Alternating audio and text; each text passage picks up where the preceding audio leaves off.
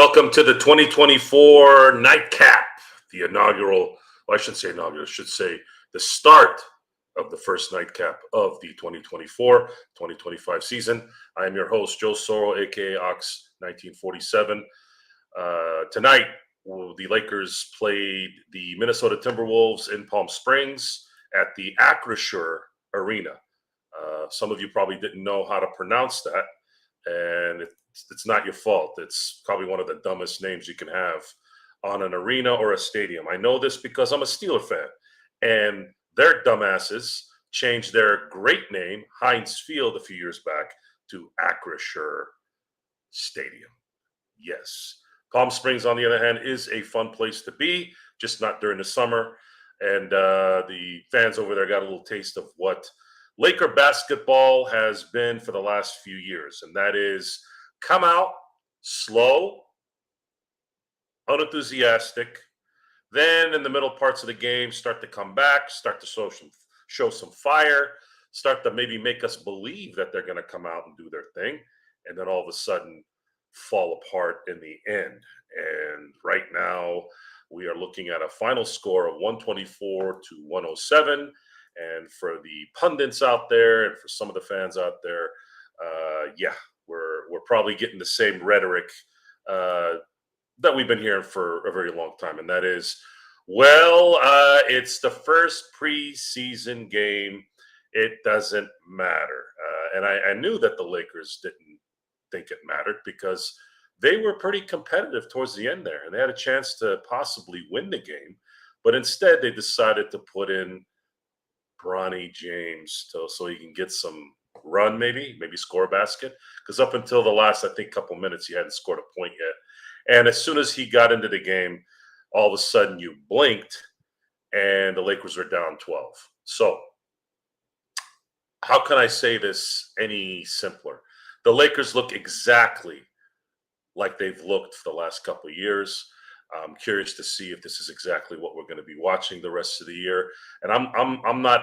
I haven't been really happy for a while since the draft, and I was excited.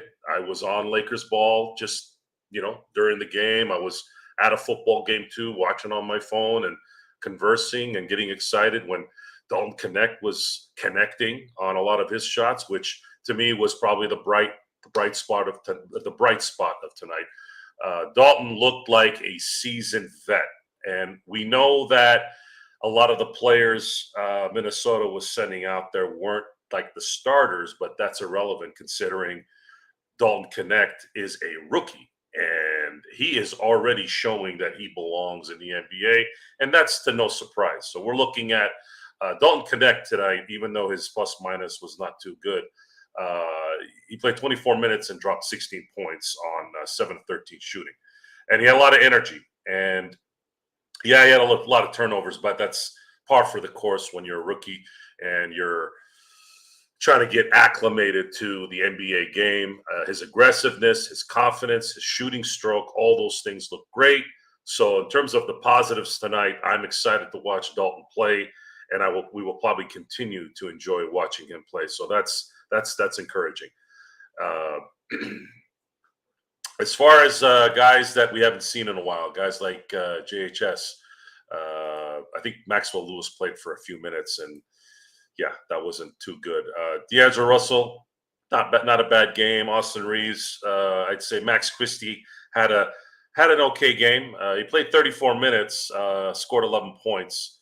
That's an interesting stat line. 34 minutes is probably what the Lakers need to have a good rotation. They need somebody to come off the bench to give certain guards or forwards whichever area he can play, because he's kind of a tweener. And can he produce, let's say, just at least 30 minutes a game? That could set up a lot of rest for guys like Rui, guys like LeBron, guys like D'Angelo Russell.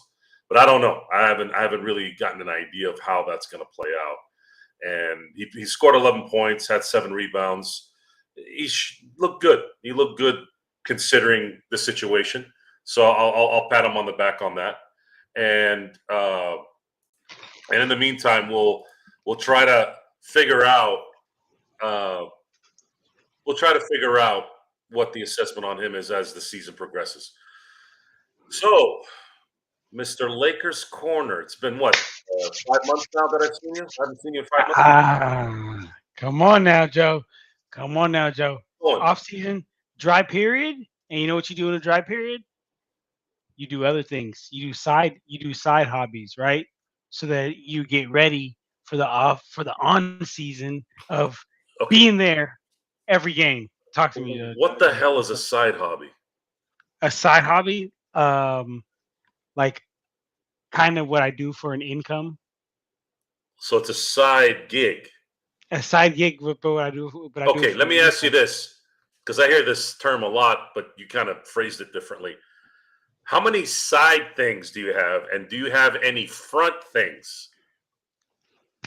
Because a side gig isn't a side gig unless there's a front and a back.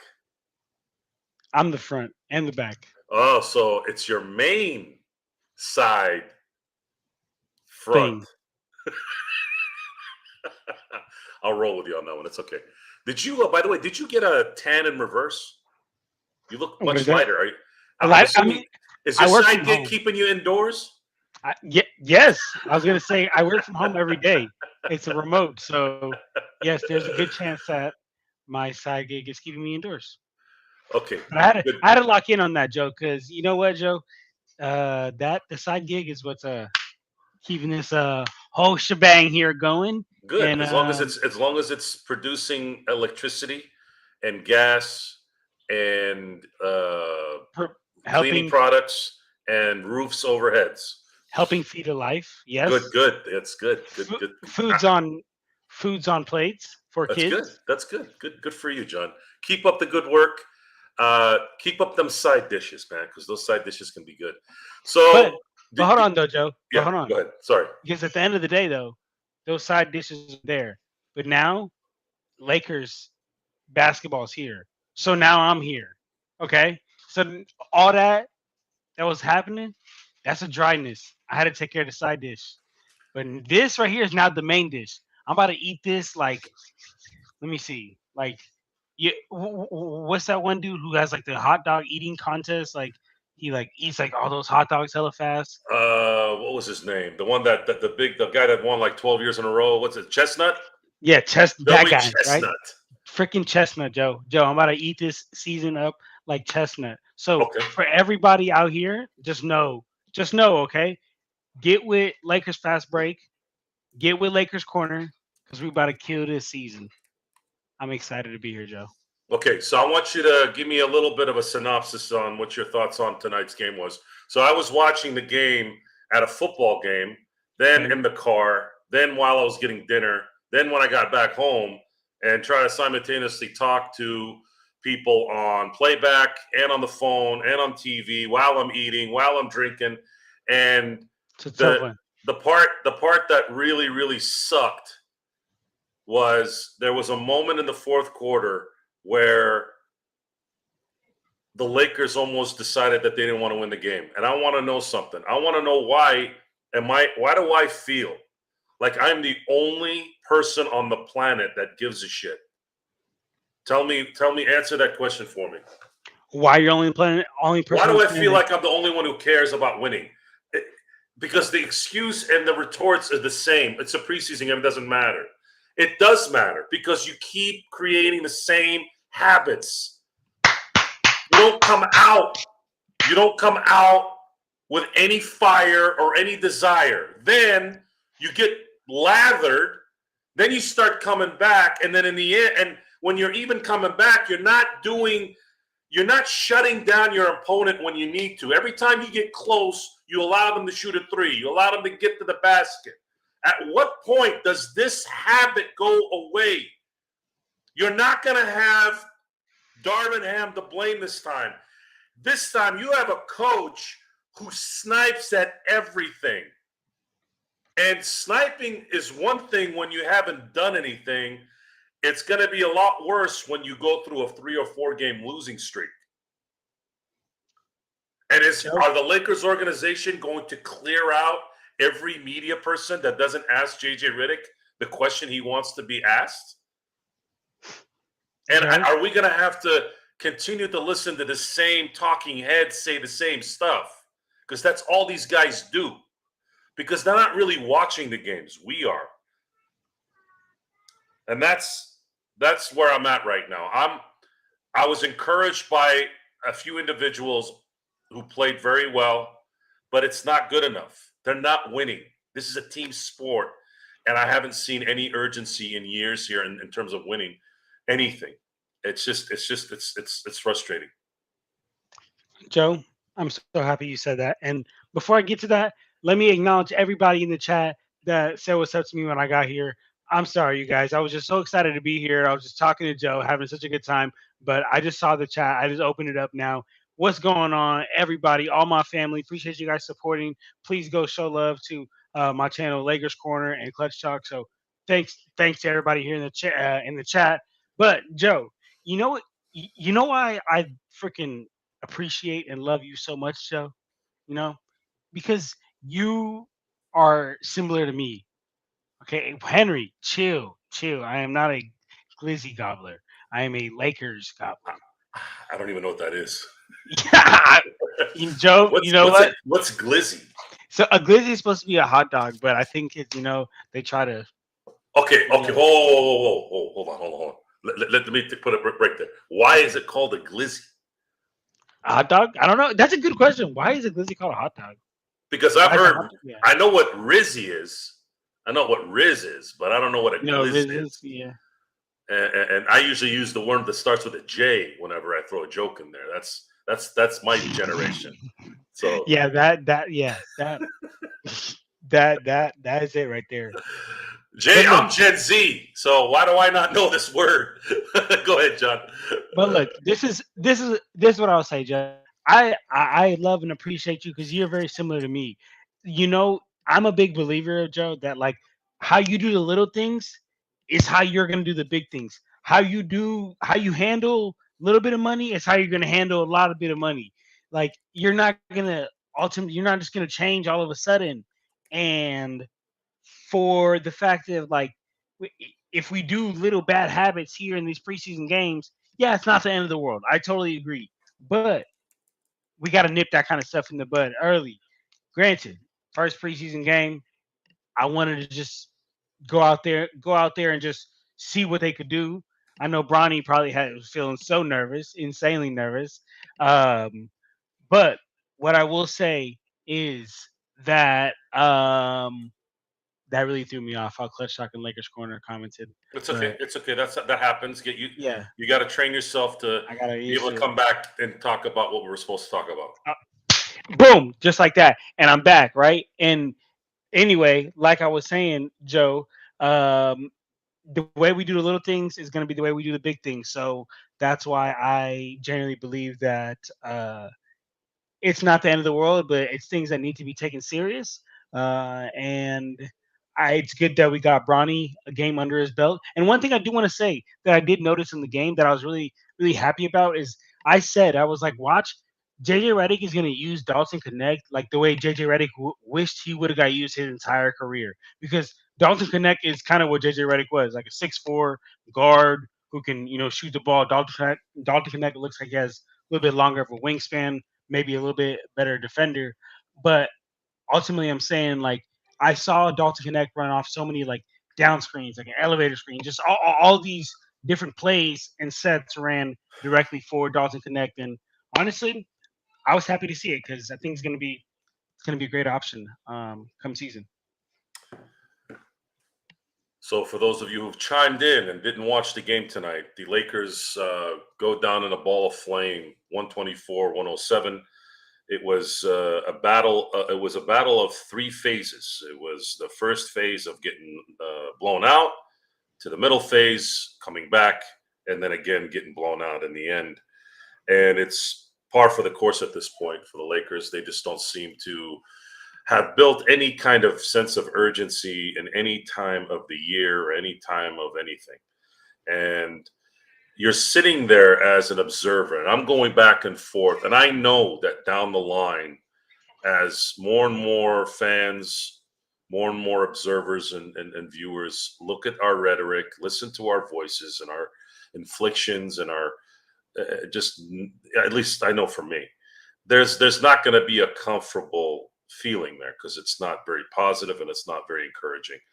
But understand it comes from things like this. And I'm cheering for this team to win. If you ever thought that I wasn't, then you obviously don't know what's going on. I want to be wrong so bad, but in my life, it's rarely that I'm wrong because I'm not going to be passionate about something unless I know for sure.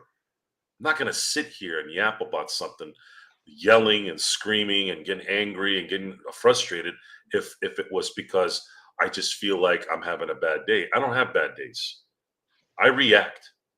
I'll react at 11 o'clock at night from something, and then I might not react to something for 3 weeks, 3 months. I might react to something every day for a week. Right now, the Lakers have been showing the same story. And we've had how many different ingredients in this thing, whether JHS is available or not, whether Dalton connects on the team or not, whether D'Angelo's hitting his shots or not, whether Rui's hitting his shots or not, whether Gabe Vincent is going to be healthy enough or not. We're still doing the same things here after how long?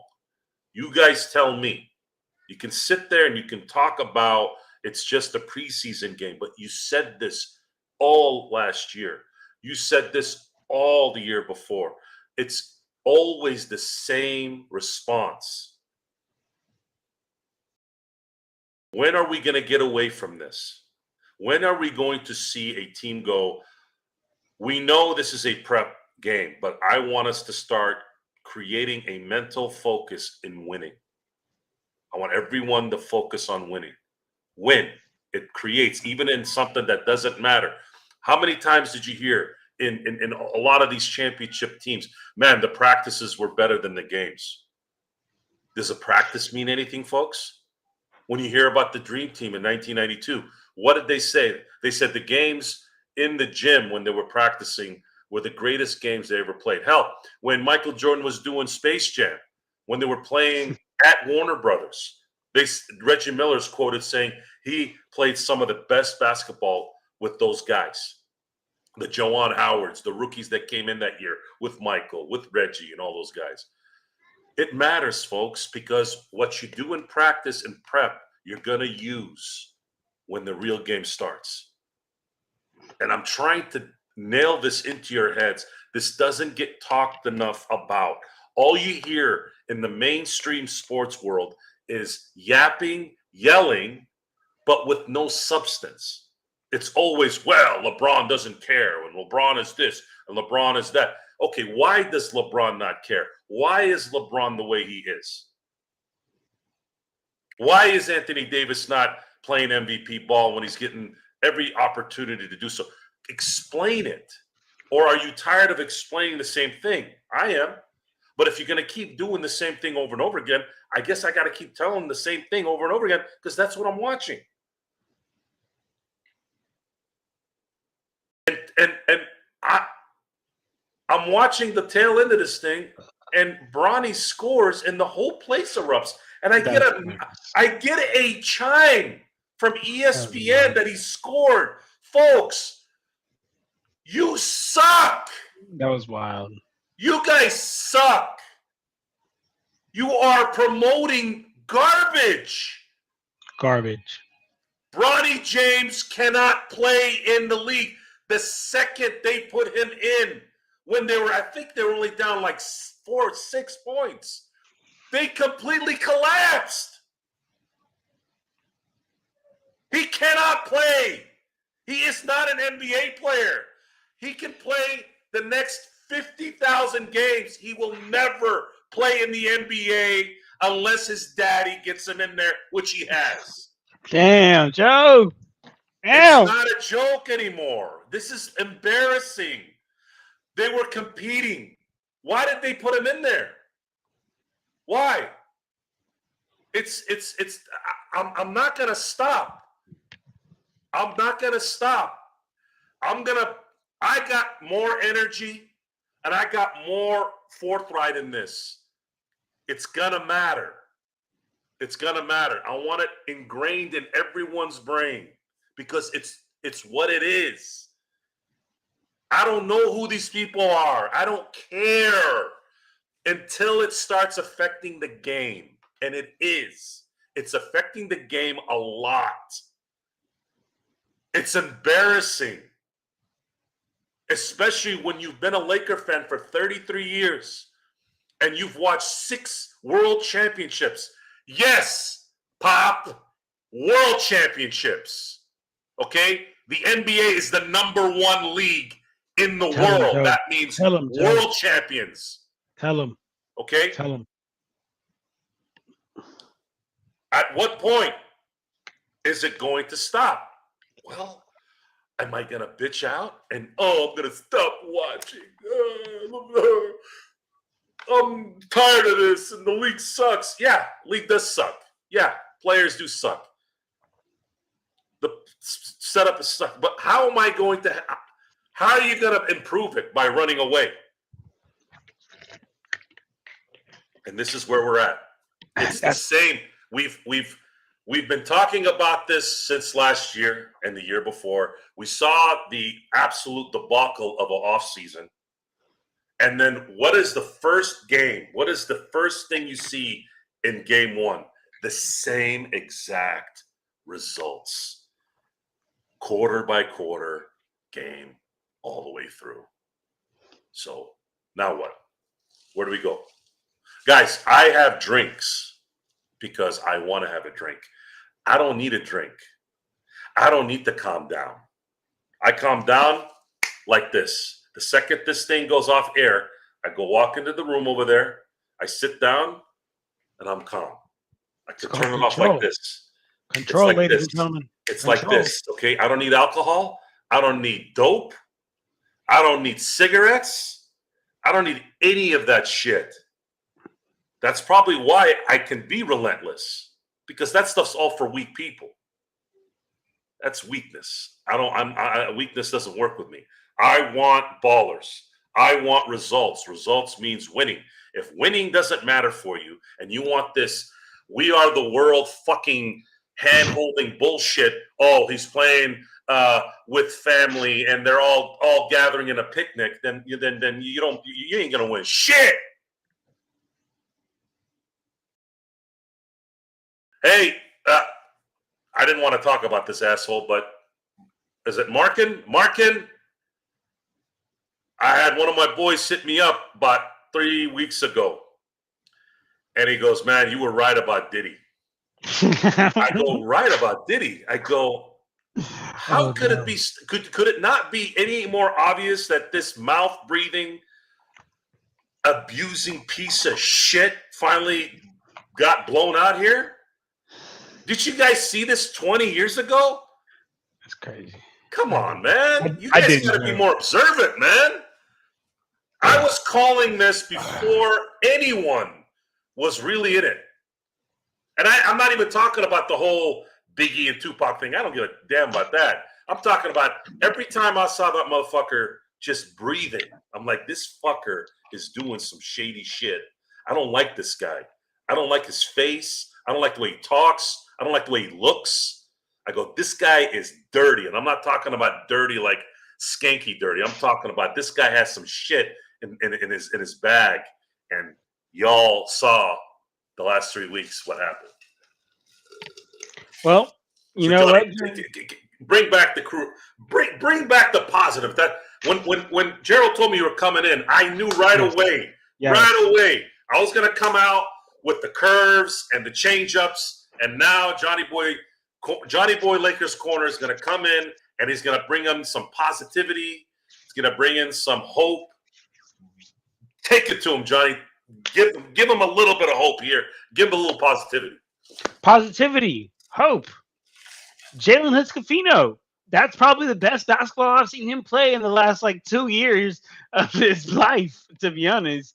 So that's some positivity. That's some hope. Jalen Hood-Schifino is one of those guys that I'm extremely down on, similar to how I felt about THT, Taylor Horton Tucker.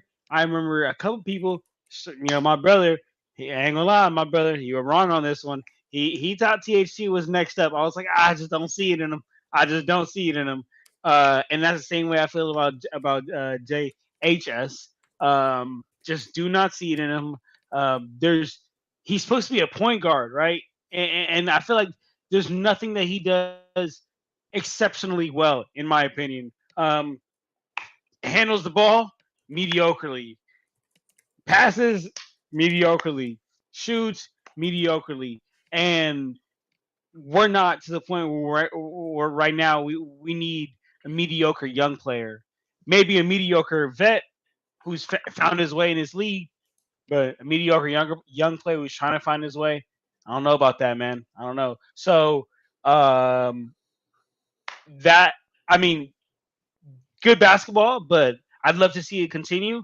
Let's see. I'm not a believer in it. Would love to know if the chat is a believer in it. And Joe, would love to know if you're a believer. Like, you think Jalen Hoods-Confino is going to freaking turn his corner and actually turn into something? No. No, me too. I'm happy we're on the same page. No, he's I'm happy not. we're on the same page. He's not that guy. If you want to get to the heart of everything, most of the positive parts of the game was when you had three starters playing at some point, which is Rui, Austin, and D'Angelo, with Connect and then Jackson Hayes. You had those guys coming back and competing with guys that are not going to be playing a lot for Minnesota. You have to factor that in. Go back. For those of you who recorded the game, go watch the lineups. They weren't playing against Conley and they weren't playing against Ant. You can say, oh, well, then LeBron, and I already know what the retort there is. They go, oh, LeBron and AD didn't play. No. Listen to what I'm saying. You had three of your starters and one of your main backups this year playing against bench guys from Minnesota. And the fact that Minnesota came all the way from Minnesota to play in Palm Springs, and they looked like they were more fresh. For those who don't know, the drive to Palm Springs isn't that far from LA. So now you have this team that's in the Mid-East. I don't know why they call that area the Midwest. To me, it's the Mid-East. Mid-East, flying all the way west to come play in hot-ass Palm Springs. Still a nice place, but it's hot right now here. And you got LA, and you got all these guys that should be ready to go, looking like they were the ones that came from Minneapolis. And it's just a matter of time before things start to sink in. It's just a matter of time. We're going to find out probably in mid-December where this team is going to be.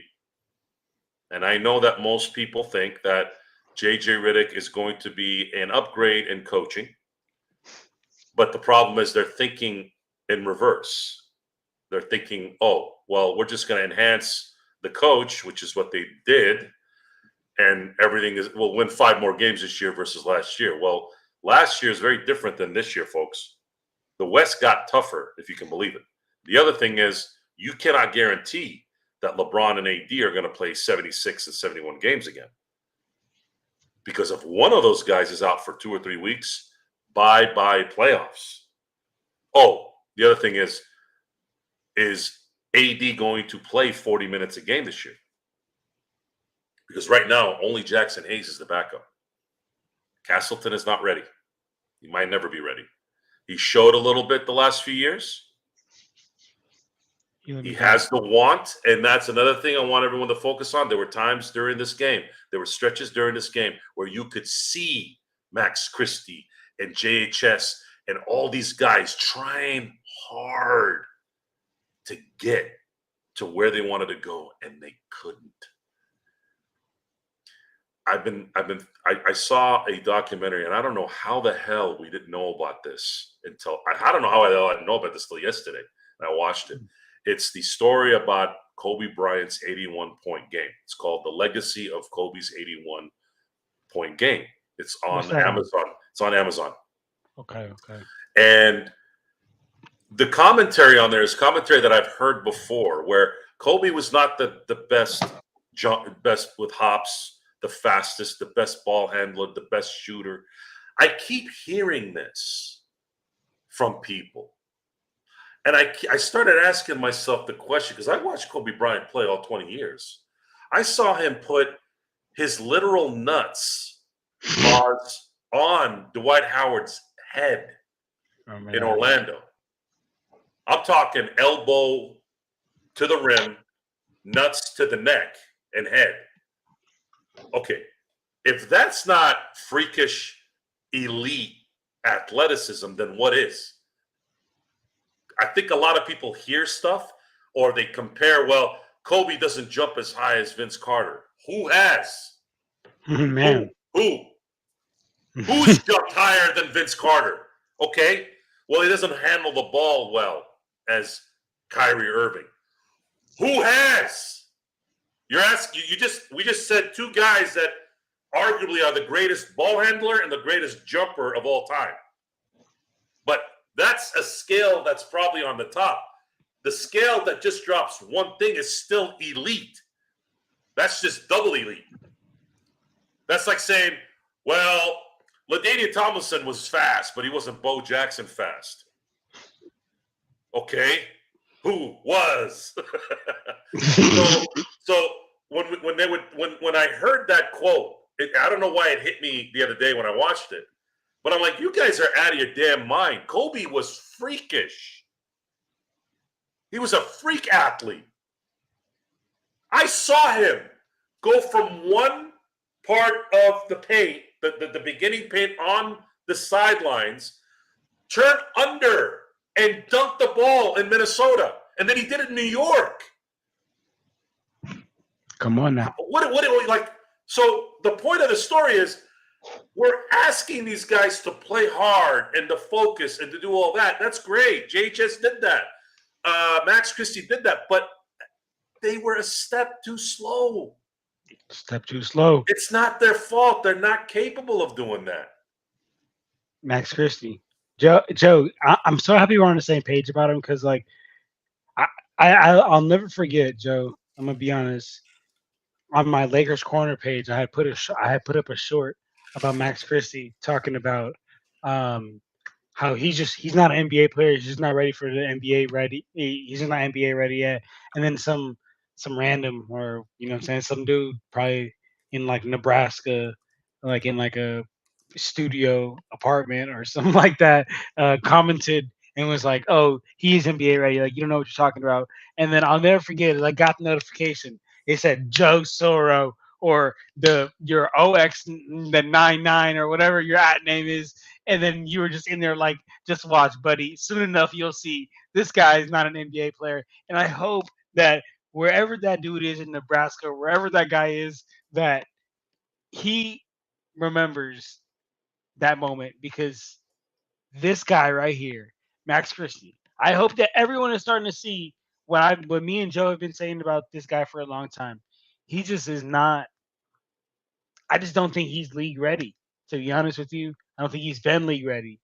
And I think he's been taking up a roster spot for some time. That's been my take on him for a long time. But as far as like Jalen Scafino, yeah, I just don't think. Yeah, I don't think he's going to pan out on our team. Like I said, but I mean everything else, I feel like it's a given. Bronny shouldn't be there, but he's going to be there. He's going to be there, and I feel like I'm gonna be honest, Joe. And I know you're not gonna like this one. I know you're not gonna like this one, but I'm gonna tell it. I'm gonna keep it real, Joe. I'm gonna tell it from the heart. And I gotta say, I gotta say, I don't think it's that big of a deal that Bronny's on this team because of LeBron, because there's so much more nepotism that goes on in this NBA that like this is minuscule. This is tiny compared. Like I I talked about this on my Lakers Corner page some time ago. Okay, I said uh, Travis Slink. That's his name. Okay, Travis Slink. He used to be basketball operations for the Hawks. he was the one that drafted Trey Young, got the freaking trade for DeJounte Murray, just did all this stuff that had the Hawks rocking and rolling. The owner's son never had a job in the NBA, came and took Travis Slink's job. And don't nobody talk about that. And he's been there since 2020. Now that owner's son, you could go ahead and look it up. The owners, whatever the owner of the Atlanta Hawks is, his son is the one who does basketball operations. Granted, like I can't blame him because I have a daughter, and if I built a multi-billion-dollar business, like I'm gonna put my daughter on. Like, so I can't even blame these people. So like I'm gonna be honest, because like you want to see your kids do good. Like anyone that has kids in here, like I know they feel what I'm saying. Like your kid hurt, you hurt a lot more. So all I'm saying is like I do think that yeah, it's a crazy it's nepotism, but it's so small compared to all the other nepotism that's gone on around this league and the nepotism that's ran in the NBA that I'm gonna be honest. So what? Let Bronny rock out. That's how I feel about that joke. No. This is you're comparing bowling balls and oranges. Nepotism in a business setting is different than what's most important in sports, and that is winning. I have never seen nepotism like this in my life. LeBron James coerced the Lakers organization in a year where they were dead in terms of assets and any ability to enhance talent on this team to draft a player who has no business in the NBA. He had no business in college, let alone the NBA. You wasted hours of sweat equity to appease a narcissistic egomaniac so that he could have his story for a guy that is taking up time and thought when you should be thinking about enhancing this team to win. We were not going to get a better pick at the 55th pick. No. Bullshit. We were not. Bullshit. Joe, we were Who not. Whooped our ass tonight? Who whooped our ass? Who watched the game tonight? Who whipped our ass tonight? Fucking Rob Dillingham. I'm going to drop some knowledge here. Who whipped our ass tonight that you didn't know about? Rob Dillingham. I mean, I knew about Rob Dillingham. Rob Dillingham whooped our ass tonight. Okay, so who was the other guy? The one that dropped 22 points on us. He had a game high for his Josh team. Josh Minot. He's Minot, legit, right? You know when Minot was drafted? I do. He's like in 2020, right? Or like second round pick, 45. Okay, that's a diamond in the rough. No. Don't no. Okay, don't tell me you're talking about the guy who won the MVP. Where was he picked this year? And how many MVPs does that guy have? Another diamond in the rough, Joe. Okay, a diamond in the rough is a diamond in the rough, not 10 diamonds in the rough. We're talking about a diamond in the rough. That's if you had 5 rounds like you did back in the day, or 7, and you pick somebody in the 6th round, or you pick a player, the Mr. Irrelevant. How many Mr. Irrelevants do you know off the top of your head in the NFL? I don't follow football at all. One. I could care less. One. I'll teach you. One. He's quarterbacking for the Niners. Really? Yes. That guy was the last pick? Okay. Before then, when? My last thought of the Mr. Irrelevant was the guy that played for the Giants back in '86, and that I'm not going to get into that right now. So you have a team that's so deficient, and you took your thoughts. It has nothing to do with nepotism, because if Marvin Harrison was working for the Arizona Cardinals, and I'm sitting there going, if your son drops to us, we're getting him. That had nothing to do with nepotism. Marvin Harrison Jr. has the potential of being the next Larry Fitzgerald. Maybe better if he stays healthy. All right, Joe. These football analogies aren't going to take us anywhere here, Joe. You're going to need – well, that's why I said Marvin Harrison and Marvin Harrison Jr. That you automatically know Marvin Harrison was an ex-NFL player, Hall of Famer, And now his son, who's a genetic freak, is a rookie this year. That's not nepotism. That's Marvin Harrison Jr., the best player in this draft. Actually, Jaden Daniels starting to kind of play with that a little bit. But point is, nepotism in the business area, in hiring a office manager or hiring an assistant, that's not nepotism. I don't care about that nepotism. That does nothing. I'm talking about sports. You have a 15-man roster on 30 teams. How many people is that in the NBA? 450 people. There's only 450 basketball players in a given night playing in the in the NBA, in the entire planet. And yet, you spend how many weeks talking about, oh, we need to enhance our team, we need to do this, and then you go, what the fuck? What? Sorry, wrong button. Gerald, what an entrance! I'm Couldn't sorry. wait till I finished. You can go ahead now. It's my bad. What an entrance! Go ahead. So we're discussing nepotism. I know. I've been listening to it. I've been listening to it all throughout. I'm trying to understand I'm trying to understand why people don't understand the difference. In what? In nepotism? Why are you comparing? Anyone can run an office. Anyone can go work at Starbucks. Anyone can be an assistant or a videotape guy on an NBA team. Anyone can do that. Operations of an entire NBA team. I'm not saying they're going to be good. I'm saying anybody can get that job. Not basketball in terms of playing. This is the worst I've ever seen. I've never seen someone get drafted because they knew somebody like this. You only have 2 draft picks, and you used one on a guy that has no business playing in the NBA. Now, there is one time I did hear Mike Piazza back in the 90s got drafted by the Dodgers in the 57th round. Did you hear what I just said? Mike Piazza got drafted in the 57th round. If you had drafted Bronny at 57, probably wouldn't be complaining right now. But there's not that many drafts. Drafting him Doesn't in matter. the second. But hold on, Joe. You lost that. Hold on.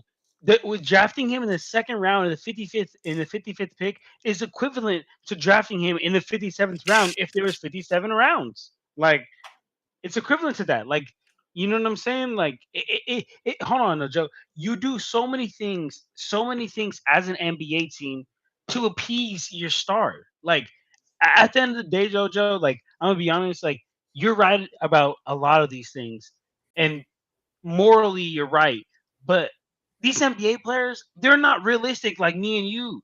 They're prima donnas, and we know they're prima donnas. So we know NBA players need to be catered to. And I think if you're just in good NBA organization, and I know this may be a little bit of a stretch, but you know what? That's where my mind is going. So that's where I'm gonna take it to. The example that I think of, Joe, is like is this right here.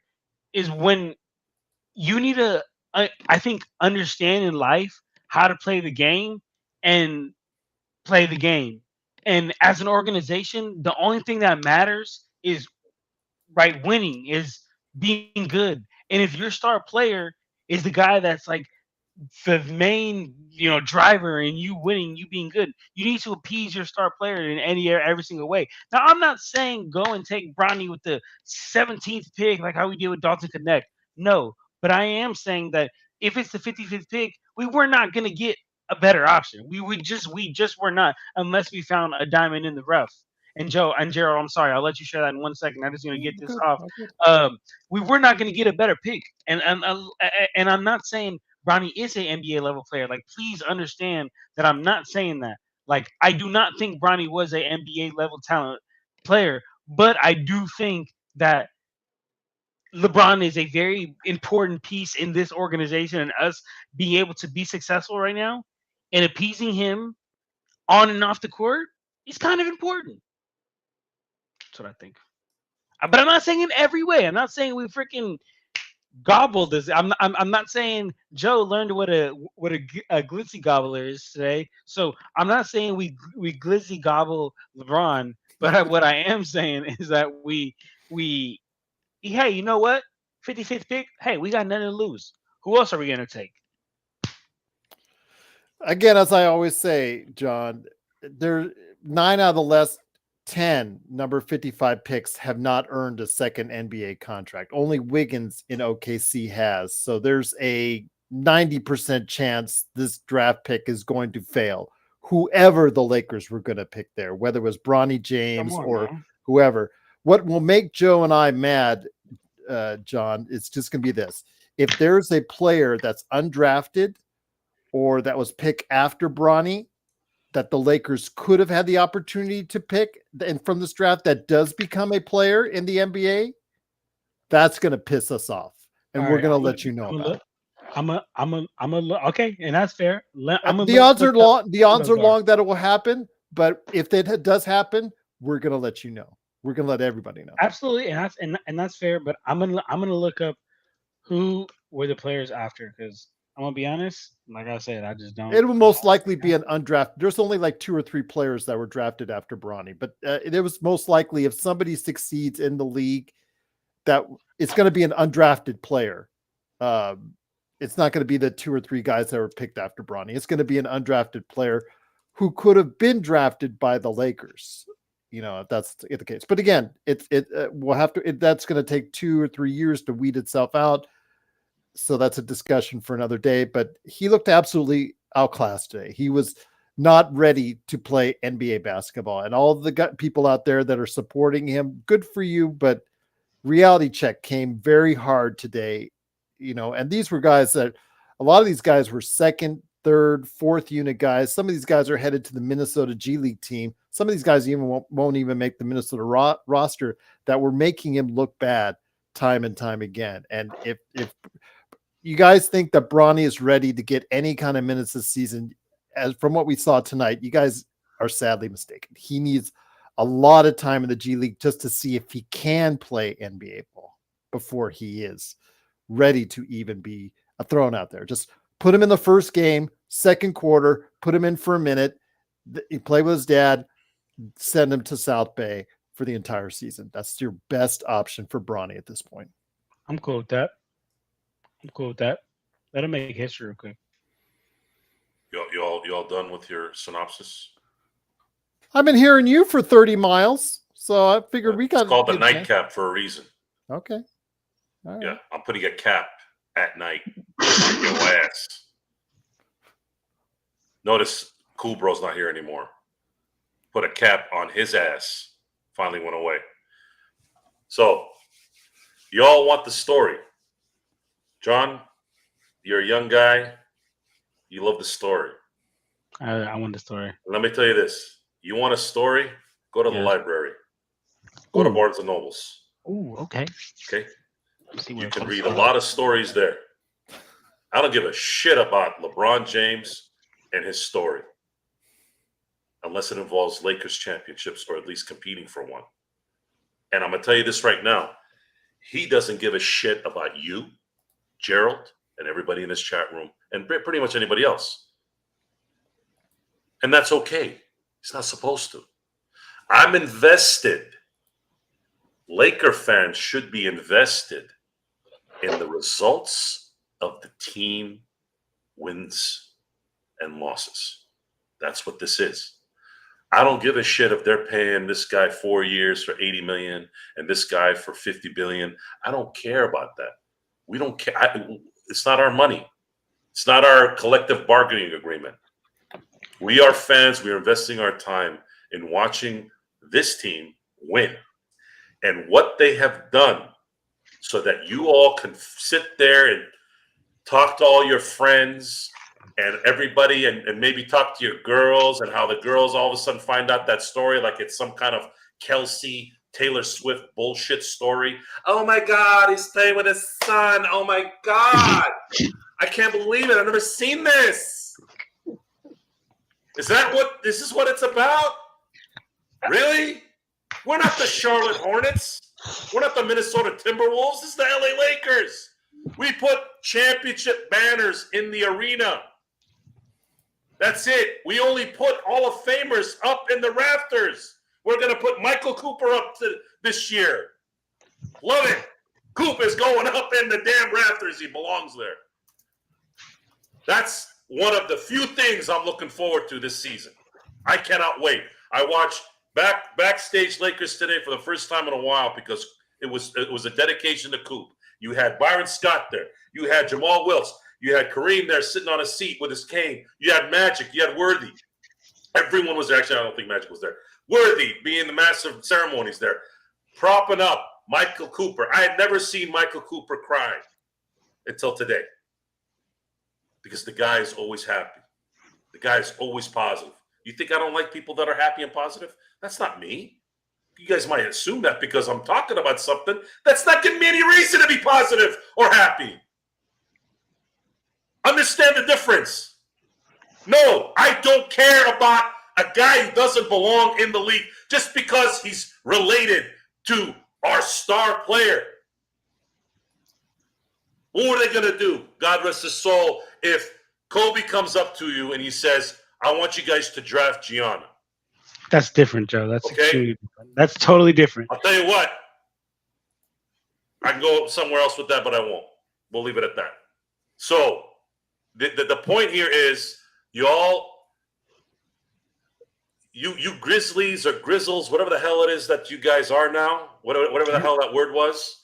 Glizzies, you guys and your man purses and your alpaca hairstyles, you guys are this generation's slap nuts. You are.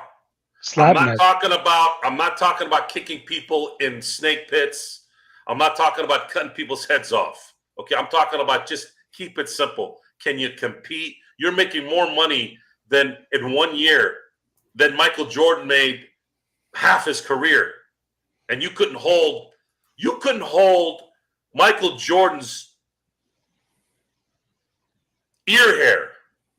And you're making 3 times, 4 times, 5 times the money that he made.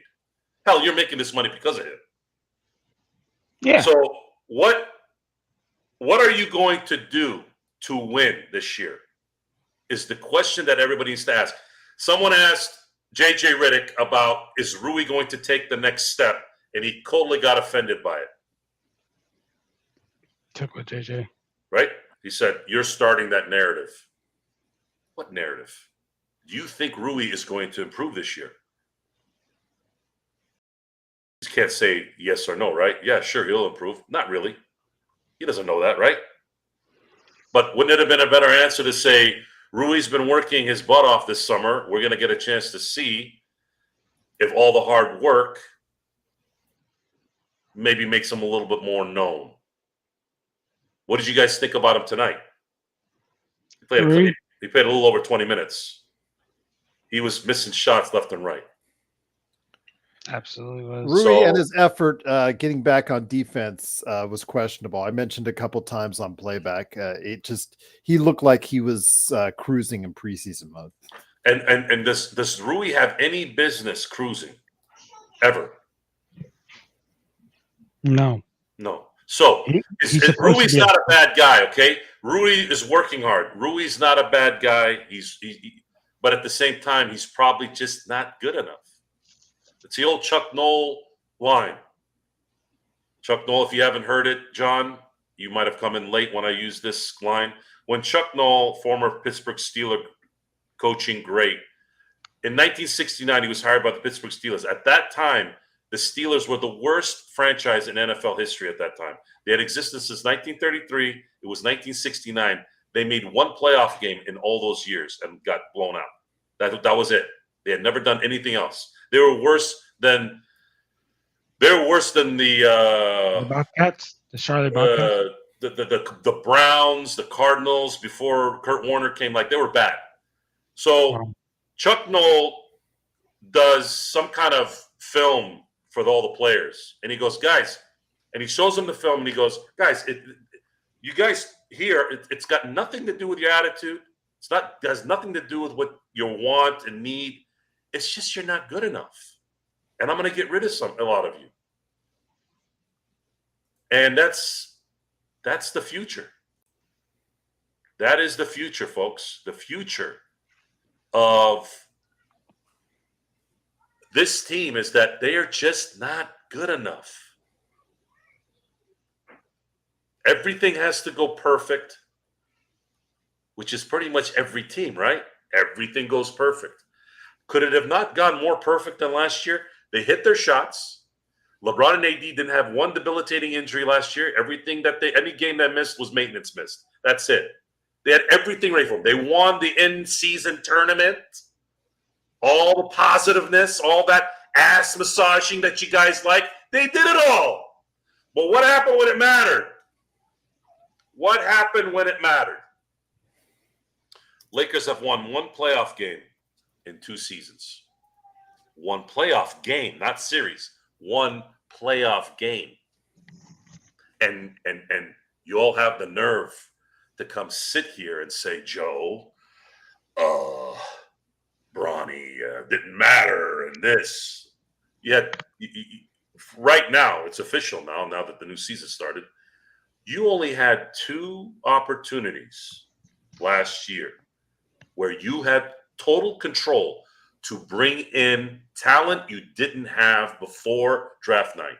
And you decided to pick one, and then the other you spent probably 3 weeks massaging that ass so that you can pick a guy who, when he came in today, when it mattered, completely butchered any chance of your team winning. That is what this management and this ownership and everyone's boy LeBron James has created. That's what they created tonight. You don't care about practice. You don't care about preseason games. If you don't care about the prep and you don't care about the winning when it doesn't matter, you ain't going to fucking win when it matters because you're going to keep going back and forth. No one on this team, no one is capable of turning it on and turning it off. There's only one team I ever saw in my life turn it on and turn it off.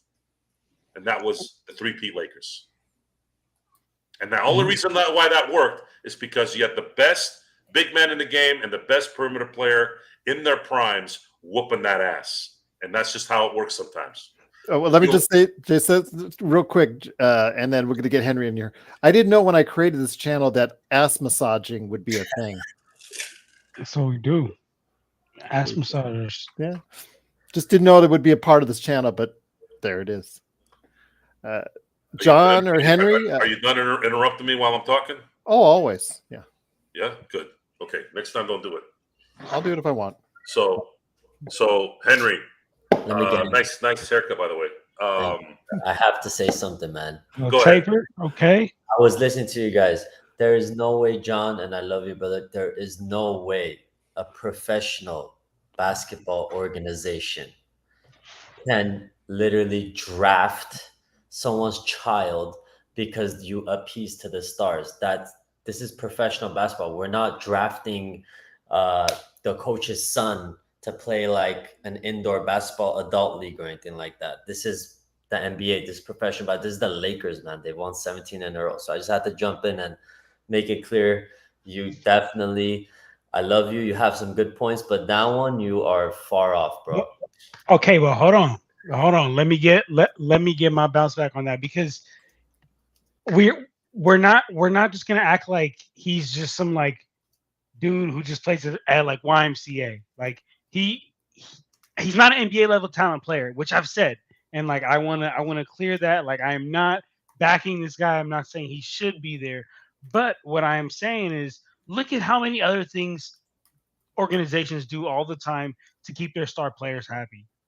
Look at how many other things organizations do. Like, and if LeBron James, and I agree, like that's terrible of LeBron. LeBron should have never put that on the Lakers. Like, yo, like y'all gonna have to draft my son because this is what I want to do. That's extremely selfish of LeBron. Because at the end of the day, I'm a Lakers fan. I ride with the Lakers.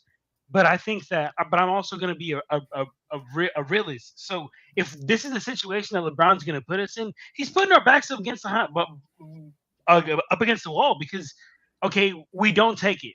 Now LeBron's disgruntled, and he's the guy who we kind of need to make this team run the way we want to. If we want to win, like how we were talking about, which I understand, I totally agree with my brother Henry. The number one thing that matters is winning. But how are we gonna win if bro is disgruntled? You know? And I agree. Like it was an extreme, but it's like I told Joe. Please tell me who we would have took at the 55th pick that would have made a difference towards winning, which is the ultimate goal.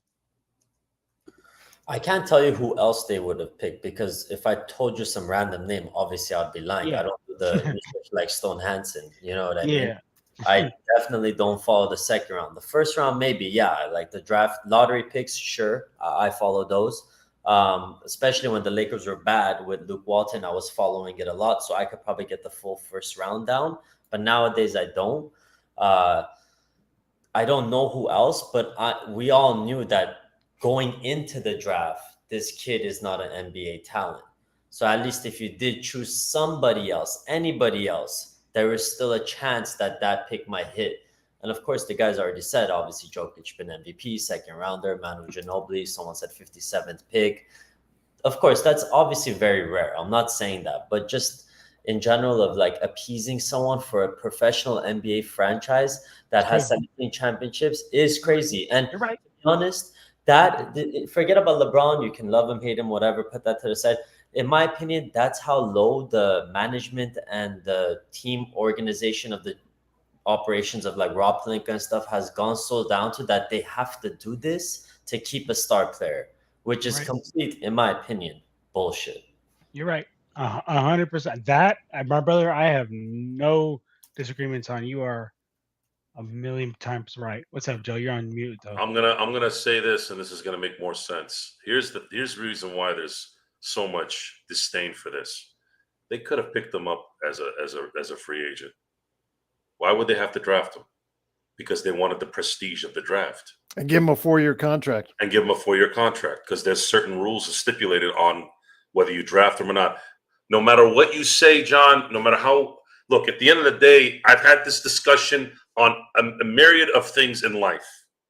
And this is where things go south sometimes with family members. I've met family members watching right now. If you're listening, you all know this. Family members, friends, people I don't know people that get angry when they hear something they don't like to hear who don't know me. Folks, I'm not going to say something if it's not true with conviction. If I don't know what I'm talking about, if Neil deGrasse Tyson comes in and starts talking about astronomy, I'm going to sit in the corner and shut the fuck up. I know nothing about that world, literally. Okay? If you're going to come, if a podiatrist is going to come and talk about foot surgery, I'm going to go sit in the corner and shut the hell up. I don't know anything about foot surgeries. Lakers, psychology involving sports, why, what, who the hell LeBron James is, you're not going to win that argument. You'll never win that argument. You can't argue with someone who watches every game and then dissects it every game, every night, and then have the nerve to sit down and you don't do that and you say, oh, well, you don't know what you're talking about. Motherfucker, how do you know I don't know? You watched 14 games last year. How do you know? How do you know? 14 to 89. I don't want to cut you off, but Bloodhound just said that I think the truest statement in this chat, that the organization's goals don't align with the fans' goals. That's why there's friction. I agree with that. That at the end of the day, I think is the biggest issue with the Lakers. Absolutely. I agree. You have Joe, you have John, you have Gerald. Gerald's freaking sitting watching a 3-hour preseason game on playback because he's passionate about the team. Joe watches all 82 games. He watches the preseason game. He's at a fucking football game, streaming the game on his phone, watching, while the organization's goals is to have that moment, have that jersey sell. Come on, man, that's fucking bullshit. Miss me with that Come bullshit. on now. Come on, Henry. It doesn't. Again, it takes a lot. It takes a certain energy. It takes a certain mentality to deal with blowback. Now, blowback when it's legitimate, and most people out there these days, especially, would rather be right than be right about what's right. A lot of it is in politics. People would rather be right. They'd like to believe that their ideology is correct, when in fact, everything is jacked up, because not everyone can live that way. Not everyone has the same mentality. That's why we're having all these issues. Now with sports is the great equalizer. There is really no sides in sports. There really isn't. It's sports. We're watching. Who watches sports and not cheer to win? If you have a favorite team.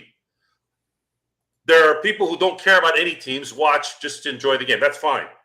But I'm talking about the fan that likes the Timberwolves or the Lakers or the Hornets or whatever. What fan is watching so that they can, he's playing with his kid?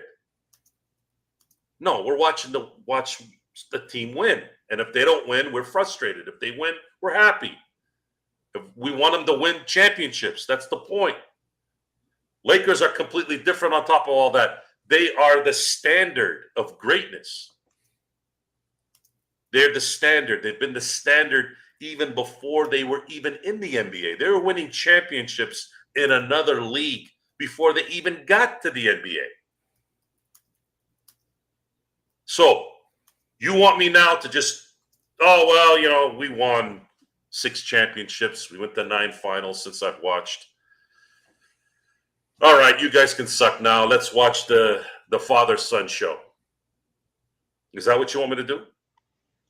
But no, Joe, no one's saying that. No one's saying let Bronny play 82 games. Bronny should not see the floor in the regular season. John, let me finish this real quick, and I'll let you go. Yes, sir. I want you to really understand this. This is not the point of this Bronny playing him. Forget about that for right now. It's already here. We have to deal with it. The point I'm making is they spent sweat equity and brain power and paperwork and dialogue on shit that would not help them win. That's the problem. They weren't spending time trying to find maybe a diamond in the rough. They were too busy going, let's draft this guy so LeBron is happy. For what? Happy for what? He's a billionaire. His kids are healthy. He lives in Hollywood. What are we supposed to continue to give these assholes everything all the time? For what? So that we can watch them lose? Fuck you. No. Fuck LeBron and his stupid whatever the hell this is. He's here to win championships, not to have a Make-A-Wish Foundation event in crypto.com, which again, that should have been the set-off right there. The fact that lame-ass name got put in to Kobe and Shaq's house.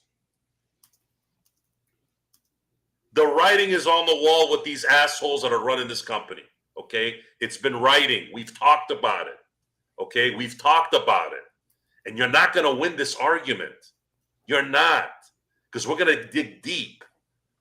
You know, if JJ Redick wants to get all defensive and start yapping, I'll yap back, okay?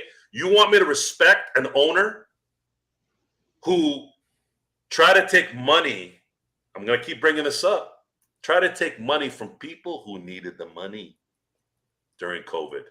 This fucking lady has a multi-billion-dollar business, and she had the nerve to try to go get money for employees using the government handouts. PPP loan. What does that tell you about that person deep down? And she only gave it back because she got caught. But she got caught.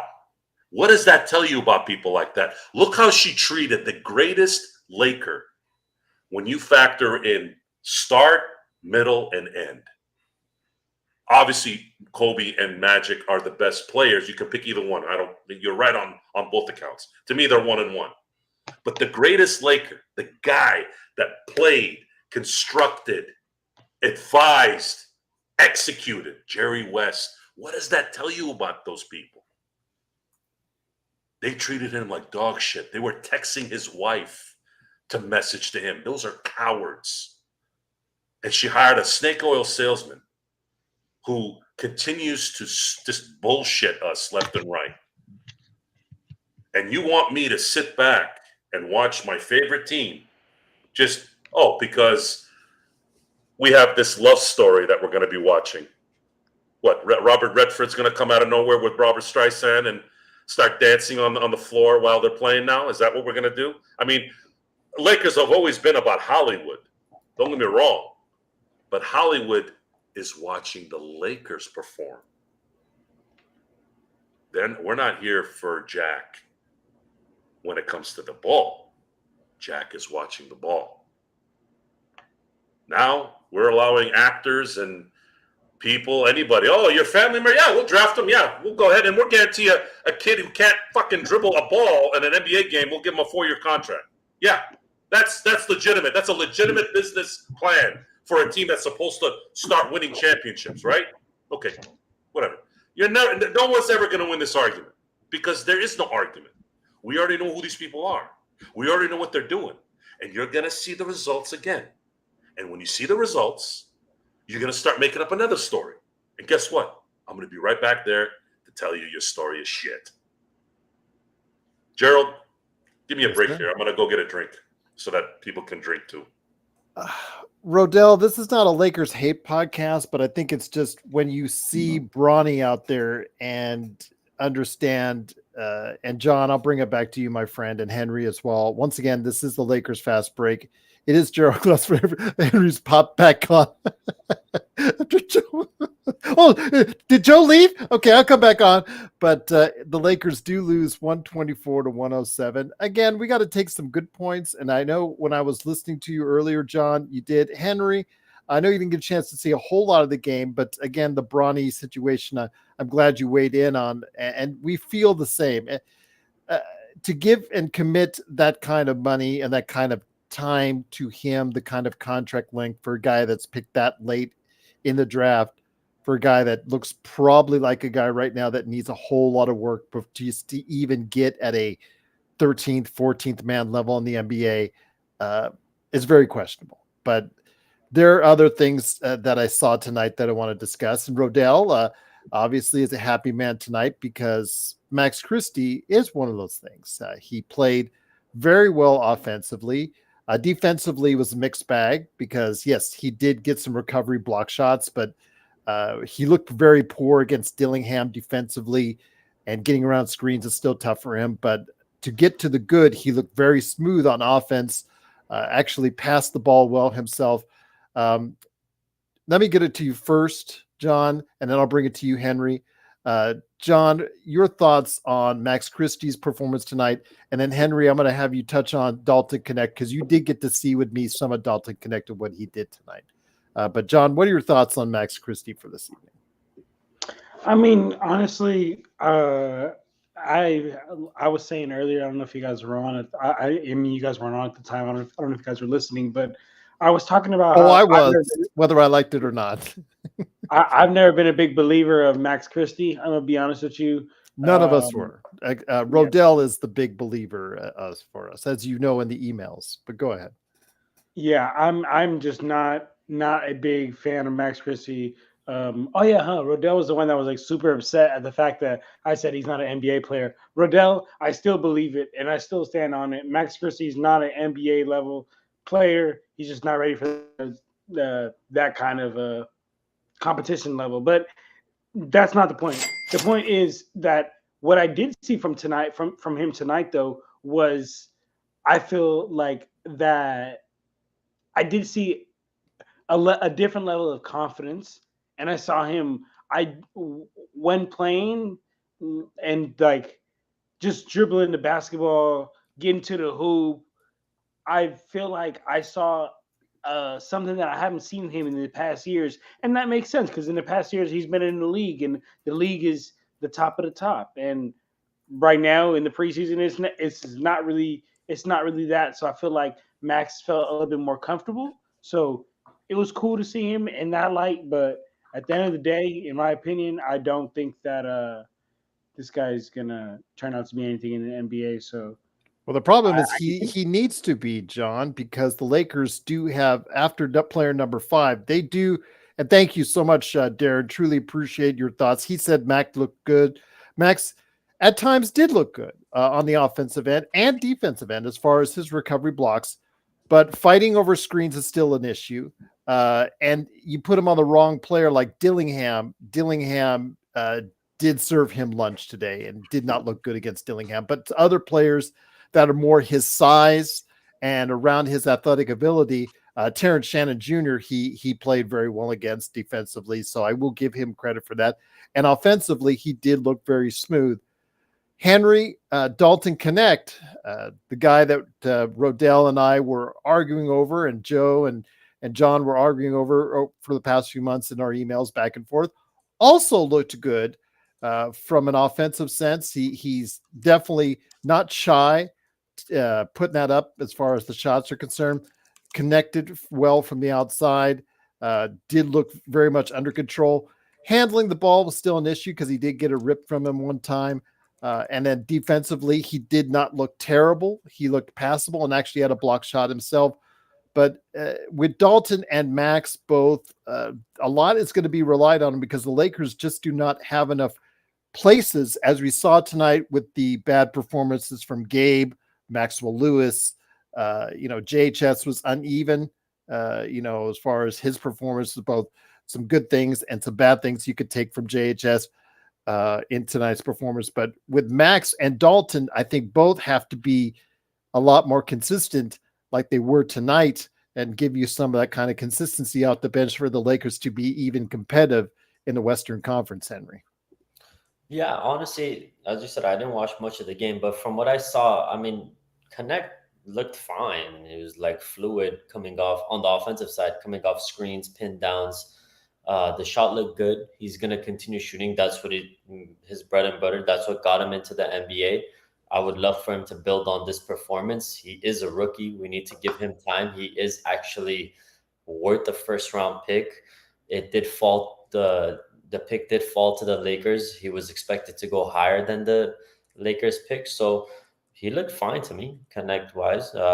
Obviously, I would love for him to just be that one outlier that plays significant role playing minutes and contributes to the team.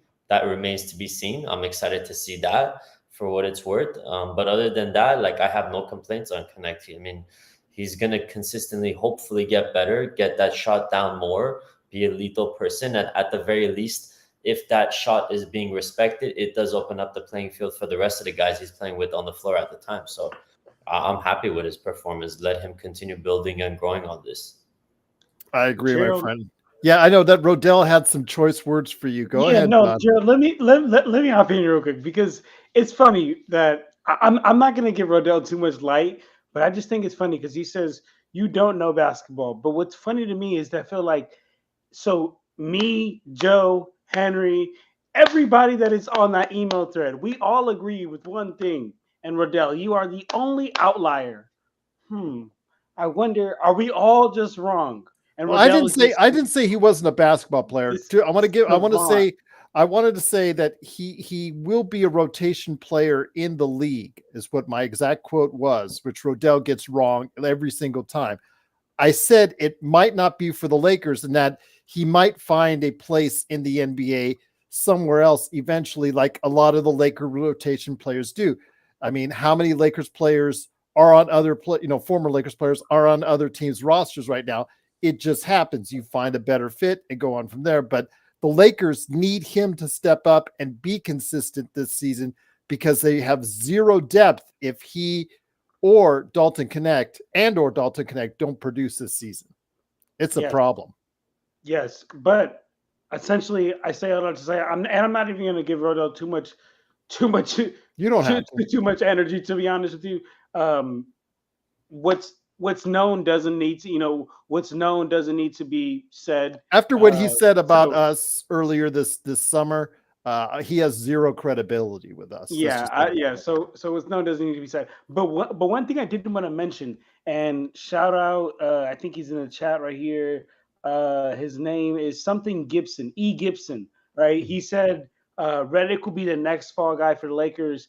It's questionable. It's questionable if he's even equipped to be a Well, head coach. Doobie in the hasn't NBA. fired him yet. When Doobie says fire, So look, when he'll start saying he hates JJ and wins and losses, then that's two things. Two things with this. One, I think that like JJ Redick is such a brave guy for taking this job. Like this, he's a first time head coach on the Los Angeles Lakers, who's already scrutinized with LeBron James on his last leg. That's already scrutinized, and like he's going into this, like he kind of made it to where, like he screwed himself over any game. Look at this. Like E. Gibson. Like I'm not saying you're wrong or you're right. Like we'll see how JJ is gonna do as a coach. But like people even to say this sentence that we don't know if he's equipped or not after one game of of um of a preseason, like is crazy to me, But this is what's gonna happen to JJ. Every loss they have, JJ, everyone's gonna be like, "Oh, JJ's on a hot seat, and this and this and that and that and that." And I just feel bad because the man kind of did it to himself.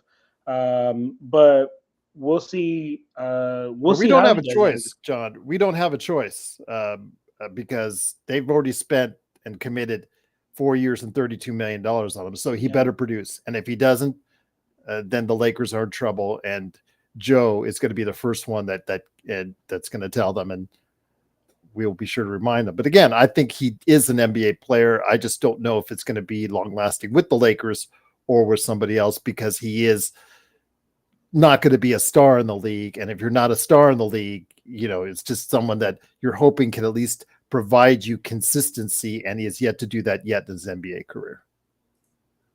Yeah. But yeah, Joe, that's that on that. And we'll see. We'll see. But Joe, you look like you got something to say. Yeah. Are you ready to say something? Salute. There you go. Drink up, my friend. Nightcap for the night. Couldn't have a Sucks nightcap for you, without NLV. I'm nightcap. sorry, but go Rebels nonetheless. Bad loss tonight. What we saw tonight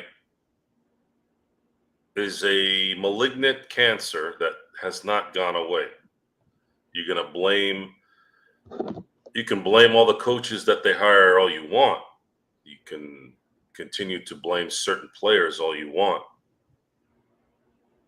In the end, who's pulling the trigger on the talent and the leadership? And how is their leadership resonating, trickling down? When you look at teams like the Arizona Cardinals, the Chicago Bears, the Cincinnati Bengals, I know this is not your wheelhouse, John, but I'm talking about horribly run franchises in the NFL.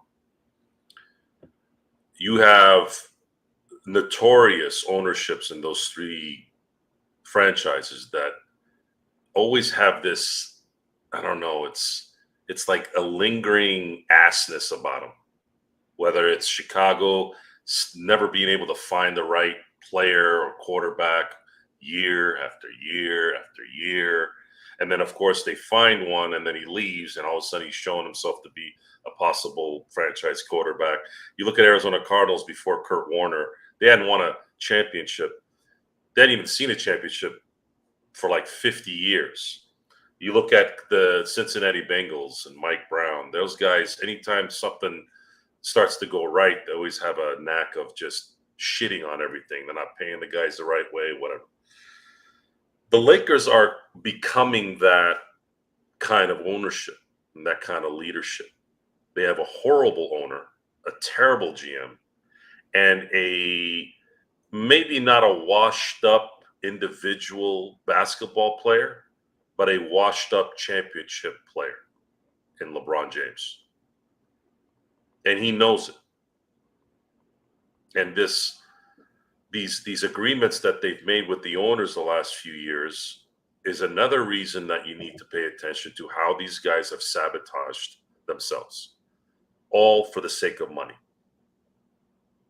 If that's all it's about, then you're not going to really have a lot of people that are going to care about winning.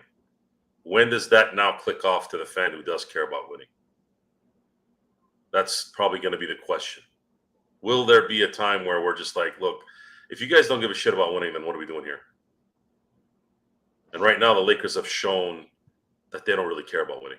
They only care about appeasing and, I don't know, massaging asses. That's it. I'm sorry. I'm not going to agree with it ever. Call me an old man all you want. You're never going to win that argument. Never. You'll never win that argument. Even Are you here to Rodell, win? Are you here to win? And again, Rodell, the fact that I was just Rodell, going to say he agrees with us on Bronny. Even he sees the issues. and again, the fact that we're talking about that guy already is already. It's like I'm done with this discussion. I'm not going to talk. I don't want to talk about a non-NBA player on this team. I really don't.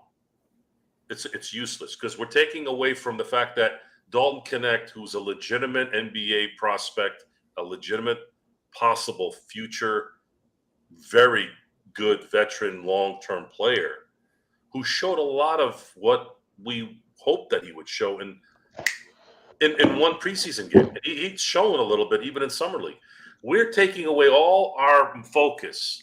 I'm getting a freaking stupid ass message on this damn phone about that asshole has scored a shot. Where's Dalton Knecht's info? Why didn't you chime me about how Dalton Knecht had a good game tonight? His first, I'll bet, an exhibition game, but this was his first true NBA game. Why aren't we talking about that? Why aren't we talking about what you just said? JHS had what? 6 assists and no turnovers? Yeah, Why are we talking about that? No, we're talking about how some guy who grew out his hair so he can look taller and how he got a basket with 2 minutes left after he fucked up any chance of this team winning the game tonight.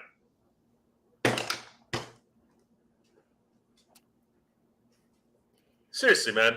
I mean, you're not giving me anything to be positive about. You're not. You're not giving me anything. Give me something. Can AD win an MVP? Is LeBron going to play defense? Is Max Christie going to play 34 minutes a game like he did tonight and score 18 points, not 11? It's just it's been lingering since draft night, guys. It's been lingering. It's been lingering actually before then, but draft night became official. It officially told everyone that they don't give a shit about winning, and we're just going to have to accept it. And all the people that want to see this fairy tale, this Disney fake-ass fairy tale, they're going to get what they want. And then once it's gone, then what? Then we're going to be playing in December, getting our ass kicked by, I don't know, the freaking Pelicans at home. No more. No, I'm not. You need to give me a reason why I should be happy about what this team is going to do. They're going to play Phoenix on Sunday. Let's see if they continue to start every fucking game down 12. They're going to come back in the second and third quarter and then take a nice shit on themselves when it matters in the fourth. Where have we seen that? Almost every game, every other game, over and over again. You've changed coaches. You've changed players. You had an all AARP team in 2022. You had an all I don't know who in 2023. Now you have an all they don't belong in the NBA roster for 2024, 2025. At what point are you going to finally realize that the people making the switches that have the phone in their hand are the problem, allowing this shit to happen? Because every time I see a team that's stacked, like Oklahoma City Thunder or the Boston Celtics, how are they getting Drew Holiday? How are they getting Caruso? How are they getting Hartenstein? These guys have everybody banked and paid, and they're still bringing up their rosters with talent. Why aren't the Lakers? They don't have shit beyond LeBron and AD. To add on to your point, I just wanted to get, I mentioned this on playback. If people can go ahead and listen to Hollinger and Duncan, the Hollinger and Duncan show, if they can, just check out this week's episode. They go into detail on the Cat trade. So you know how badly the Knicks needed a center and went out and got Cat. You guys need to go in and check it out. Exactly what steps New York needed to take as far as cap circumvention. They found every loophole imaginable to get that trade done, as far as finding players that they had played at the end of last season that they re-signed just to trade. They found a player overseas that had played with them that they actually got. They had to pay the European team just to get him off the team so they could sign him for a week. And then a week later, he'll go back on the. Just check it out. Hollinger and Duncan. I really want to give them props because John Hollinger did break it down. He's a former executive with Memphis. He really broke it down. But the thing is, in order to do that, Joe, you have to have first a very intelligent GM who knows the CBA, knows all the ins and outs, and wants and desires to improve his team when there's a need. And you know, New York needed a center once Robinson went down and Hartenstein went to Oklahoma City. He made the effort, Leon Rose, to find that player. Now, whether or not he's the right player, we'll see. Okay, you can have your thoughts on Cat, what have you. But they made the effort, Joe, to make the trade to get it done. They found every loophole. It involved about 7 or 8 players. Draft rights for players they drafted years ago, involved a third team in Charlotte. They got it done. Why can't Rob do something like that as well? That's all I ask. It's just the effort. The effort. Thanks, John. Appreciate you coming on. Truly appreciate it, my friend. But Joe, your thoughts, my friend. Again, just very. It's just. I see one team go to the lengths that they want to go to win, and I don't see the Lakers doing the same. I think at this point I'm going to ride the wave. I think I've explained this enough times, and the reason why I have to keep explaining is because I think the interpretation is still off. Even John, and I know John hasn't been on the show in a while, but the interpretation is still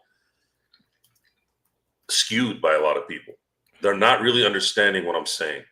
I don't get it, but I'm not going to continue to repeat this at this point. I'm feeling like even my head is starting to hurt from it. I'm going to try to analyze each game as best I can. And then when it gets to the point of no return, then maybe we can revisit this.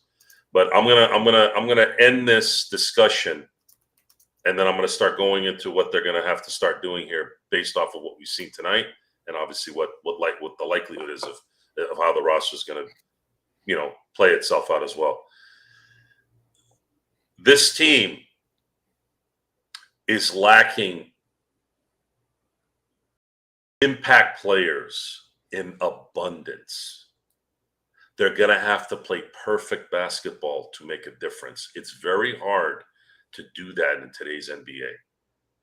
You have to have some kind of ability to not work as hard because you're so talented. They don't have that. Austin Reeves, when he's dribbling the ball, he's trying his butt off. He is trying to dribble in between a split double team. He's trying to dribble around certain guys, and it's hard. It's hard work for him to do that.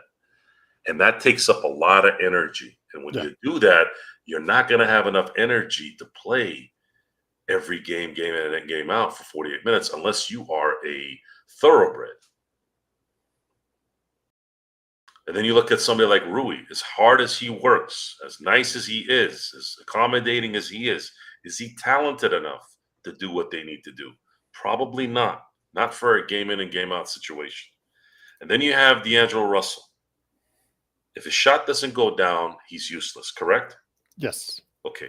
Then you have AD and LeBron. AD and LeBron are going to do their thing. AD is going to do his thing, but he's even got limits because if he's guarding everyone because no one else can, I don't see how he's not going to either indirectly get frustrated, not say anything, or just tire himself out. That's kind of how that goes. And then LeBron James, if you guys can tally this up, do me a favor. Starting with game 1 of the regular season through 82, I want you guys to pay attention to how many times LeBron James leaves his teammates on a 4-on-5 break because he doesn't get a foul call. I want you to start tallying that up. And then we can extrapolate that and make sense of whatever that ends up being. Like, how many times did the team score on that particular decision by LeBron James? And LeBron James is your number one guy doing that. And what happens in a setting like this? When your number one guy is doing stuff like that, everyone else on board thinks it's okay to do it as well, even though they don't do it like that. But what it does is it creates complacency. It creates this not really respectful way of being with basketball. And then beyond that, who is going to step up? Is it going to be Max Christie? Is it going to be Dalton Connect? Is it going to be Jackson Hayes? Jackson Hayes didn't have a bad game tonight. And Jackson Hayes, you've heard me say it a few times. He played better last year than I thought he would. I'm very proud of him for that, but he's very, very limited. If he played better than you think he did, how come he only decided to pick up the minimum on his contract for the second year? Because I thought he'd be worse. I really did. I thought he'd be worse, but just because he wasn't worse doesn't mean it's gonna help. Defensively, though, is still a lot of hot garbage. I'm going to be honest with you, Joe. Yeah. It's not good, guys. It's not good because the Chuck Noll line is you're just not good enough, and that is management's problem. All those years that Jerry Krause fought with Michael Jordan and Pippen and all that. And you look at Jerry Krause's time during that. You look at his talent acquisition. You look at his coaching acquisition. And I'm not putting the blame on Jordan and Pippen and on everything. You know, Jerry Krause had his faults. He had a massive inferiority complex, someone who needed credit, and that wasn't anything that I got from the documentary. That was something I knew even back in the 90s. You can see it in his demeanor. You could just see it. But what he did do is he traded Olden Polynice for Scottie Pippen. He drafted Horace Grant. He traded a very, very popular player. And this is going, again, John was still on here so I could explain to him, stop trying to make your stars happy on every end. Charles Oakley was at that time, much like kind of how hockey used to be, there was always a bruiser who protected the number one guy. Like back in when Gretzky was with Edmonton, when Gretzky was in LA, Marty McSorley was his bruiser. Anybody who looked at Gretzky, McSorley would come out of nowhere and beat your ass. Charles Oakley was that guy for Michael. Now, at that time when positions mattered, you had a position of point guard, scoring guard, small forward, power forward, and center. The Bulls were deficient in terms of centers. They needed a center. So they traded Jordan's favorite player at that time and a fan favorite in Charles Oakley for Bill Cartwright so they could solidify the center position. That's Jerry Krause. So you have Horace Grant, Scottie Pippen, trade for Bill Cartwright, and then he would get John Paxson. He would get Steve Kerr. He would get Tony Kukoc. And this is the team that won 6 championships in different versions. And all this stuff made Michael, getting Phil Jackson out of nowhere too. This is right after Doug Collins took the up-and-coming Bulls to the Eastern Conference Finals. But Jerry Krause recognized that we need to get something a little bit better so we can reach the finals. And you all saw what happened after that. You don't think Michael was pissed off about that? Why are you getting rid of why are you getting rid of Doug Collins? He's my favorite coach. Why are you putting in Phil Jackson? He's going to want an equal opportunity offense. I don't want an equal opportunity offense. Did the Bulls appease Jordan? No. And in doing that, he helped build a business. Granted, Jordan was the number one piece, but are you going to argue that those guys didn't help win? It's still a team game. Could you imagine if Jordan had said, I need you to draft my son? What do you think Jerry Krause would have done? Nuts? No. What do you think Jerry West would have said? No. What are you, nuts? You're trying to win basketball games here. What do you mean draft your son? The mentality is trash. I'm offended, and I don't get offended. I'm offended that a schmuck like Rob Pelinka is in charge of my favorite team, and you have a moron as an owner. She might be smart outside basketball, but she's a moron running this business. Sorry, it is what it is. She's shown me nothing. She's shown me no knowledge. She's shown me puppies and videos walking around. That's her contribution to this. Serge, thank you so much for everything, my friend. Truly appreciate all your help tonight. Just wanted to get that in there, Joe. Did a great job during playback and tonight. Just Serge, the best out there. We want you here every night when we're on here, please. I know you have circumstances here and there, but and I know he mods 15,000 Lakers channels. I know. And my hope is that as the show gets bigger, hopefully here soon, we can start throwing some scratches away. The vitriol, the angst, the venom is going to continue. It's not going to stop. I will never stop. You don't fix problems quitting. I don't ask anymore, guys. Sorry. You don't fix problems quitting. The Lakers need to clean up their acts. Jeannie needs to set aside, sell the team, or put somebody in her position that knows what they're doing. And you need to get an executive in here that knows how to build a basketball team. Get LeBron James out of here after this year. If you want to start winning championships, get him out of here. You want to start developing players, you got to get rid of this extra money that you're spending on stuff that's not winning you championships. Keep AD for a couple more years or get an amazing package for him. I don't care. Let's start focusing on winning championships again. Even if you know you're not going to win, try to build up to it. There's plenty of teams that suck for a while and then come back. Even the Golden State Warriors did that. We can do that too. Darren, great question. I don't think so. I just see, again, as far as members are concerned, and you can become a member today for $2.99 a month. I'm going to give a shout out to all the members here in a sec, but I don't see anything in the chat telling me who is and who is not a member, to give you an idea. I'm also on YouTube along with the software I'm using now, so I apologize. I don't see that, but I'm going to give everybody a shout out as far as members before we head on out. And Henry, to answer your question, I answered in the chat, and I also put a link to my review of Mr. McMahon. I've got a written review of it on the Pop Culture Cosmos website. I do want to mention that Mr. McMahon, if you get a chance to see it, for those that are not up to speed on the history of the WWE, it's a good learning tool. Catches you up on most of the ups and downs for the company has had over the past 30, 40 plus years. If you're in the know on pro wrestling and you know everything behind the scenes that's gone on, it's not going to really tell you anything new. And of course, all the wrestlers and wrestling personalities, they tell you what they want you to know and not exactly always what I think you would like to know. And I'll leave it at that. But it's very well made. I'll put it there. The thing with Vince, and I understand why I gave it a positive review, just to tell you. Right? I understand why Undertaker would take a bullet for Vince. Mm-hmm. Because look what he's done to his career. Look what he's done to his career. But guys, if the stuff that they're saying is true, and this much heat over and over again, at some point you start to, where there's smoke, there's fire thing. You abuse women, folks. And I'm sorry. I'm not the nicest guy to anyone, obviously. But when you put yourself in a position where you have to abuse a woman, I just don't have any respect for you. I'm sorry, I don't.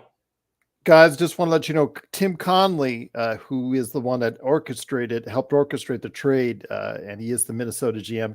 He is a free agent next year. As of now, he is a free agent. I think he's probably just keeping an eye on this ownership battle that's going on. But, whether or not the Lakers would actually get rid of Rob, put him or Bob Myers or somebody that really experienced, or even what was suggested earlier. I know, Brian, you're a big fan of the buses, even putting the buses in there as far as, even more nepotism.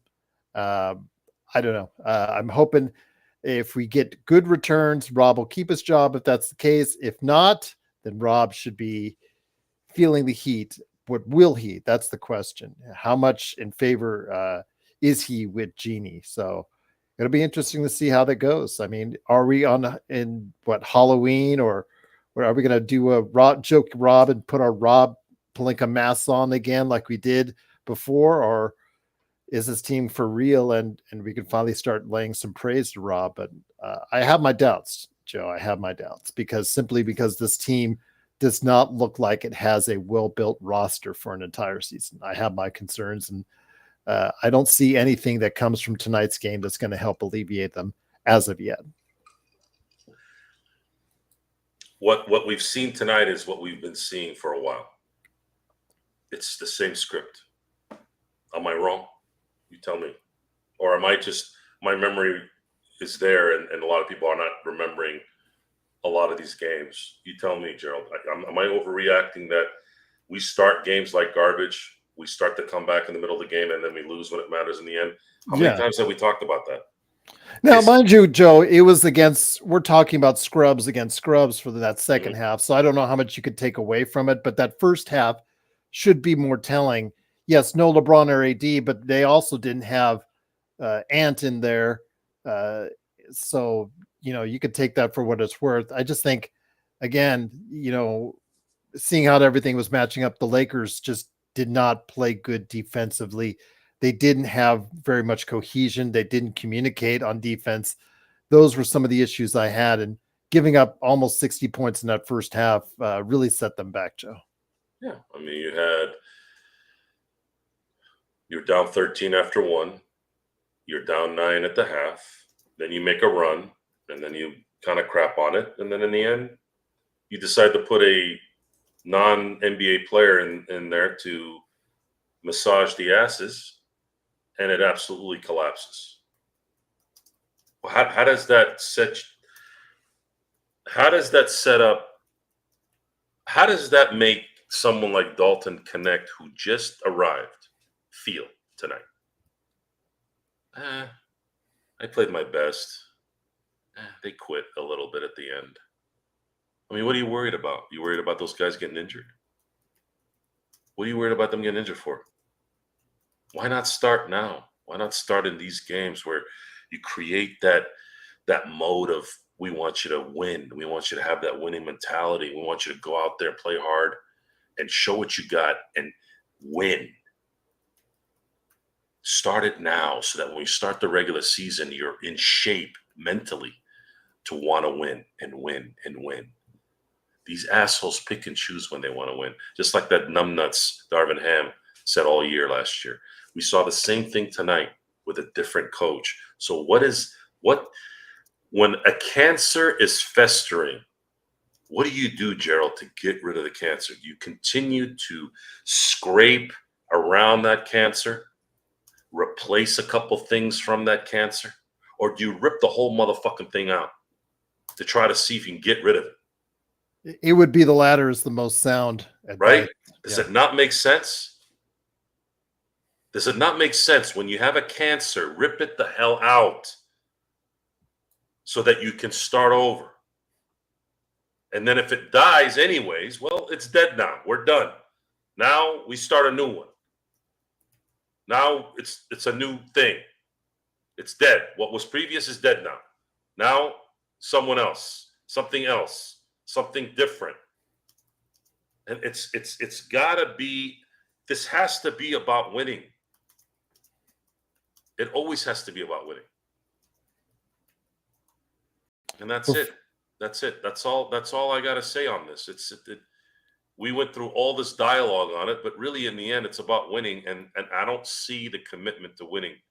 All I see is a coach already whining and bickering with media people, asking them questions, dropping F-bombs in media sessions.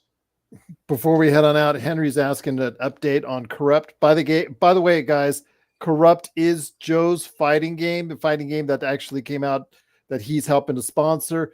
It actually came out on Steam. If you get a chance, if you're a PC gamer and you like your fighting games, go ahead and download the free demo today for Corrupt. I'll put the link in the chat. We are very, very happy with the response. So much so that the people who've finally kind of gotten a chance to play it, there's a massive uptake in terms of wish lists and people that have downloaded the game. They have begged us, many people have begged us not to take it off at the end of the weekend. So we have a surprise for everyone. Probably going to leave it on for a week, and then we might add another character into it. I probably should be saying this, but we're thinking about doing that. JSJ, it should be compatible on the Steam Deck because, obviously it's the Steam Deck is native to the Steam software. So yeah, it should be. Yeah, we haven't had any problems with rollback netcode, none of that stuff. Nothing, no lag. Everything's good. Everything. Your netcode though, well. right? Everything is going well right now. Yeah, absolutely. Now, because with fighting games, it's netcode. It is, and netcode by is the way, on point. Netcode's on point. The other part with fighting games, I equate the fighting game fan much like a Star Wars fan. You're probably wondering what the hell that means. Thank you, Henry. Appreciate it, brother. We're still there. We're still got a couple things to go, but we're getting there. The Star Wars fan, especially the last 15 years, will destroy whatever comes out. Oh, this thing sucks, and this thing's this, and this thing's that. And then I asked the question, well, how many times did you watch Last Jedi? 8 times. I'm like, what? Yeah, I watched it 8 times. I go, you went to the theater and watched it 8 times, and you hate it. Yes. I go, you do realize that you just dropped probably $160 on something you hate? They're going to keep making these movies, asshole. Why do you go to it 8 times? If you went 1 time, I was like, all right, you screwed up. At least when it comes to me, after The Force Awakens, I said, I'm never going to watch another Star Wars movie in the theater. And I haven't since. I go, I made a commitment. I'm like, I'm not going to support this. I want better movies. As soon as I got comfortable with Rogue, my brain's mush. What's it? Rogue something. Rogue One. Jeez. Rogue One is arguably my favorite Star Wars movie. I go, why can't they make it like this? This was freaking perfect. You bridge the gap between 3 and 4, and you made that stupid exhaust area make sense. Finally. The exhaust port, right? Where Luke, I'm sorry if I'm spoiling this for somebody. Am I right, Gerald? Did they not bridge that plot hole? These geniuses. I mean, I still remember there was 2 things that I remember I was in the theater watching it. I was like, man, this movie did it. Number 1, the exhaust issue. The other, of course, is the end. When Vader went Vader. Before we edit out, my friend, any final thoughts on today's game? Again, let's set aside the Bronny issue because we've already talked ad nauseum about him. The positives from today's game, offensively, Connect and Christie looked solid. JHS had his moments. Defensively, there's a lot of issues. The rebounding, Joe, is still an issue. There's also defensive transition issues I would also point to, and turnovers for something obviously they can fix as well. But again, it's just a first preseason game, so I don't want to make too much of it. Sunday's game, we'll be out there and checking it out again on playback. But any last thoughts on this before we head out and give shout outs to the members and what's coming up for Saturday as well? As far as the last, I guess. Oh, Henry's asking for an NFL lock this week. So NFL lock this week. I was looking at the schedule today. I was thinking,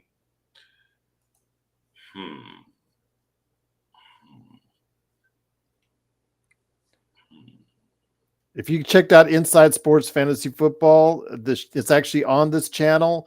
You can check out mine and Chris's thoughts. We picked a couple games.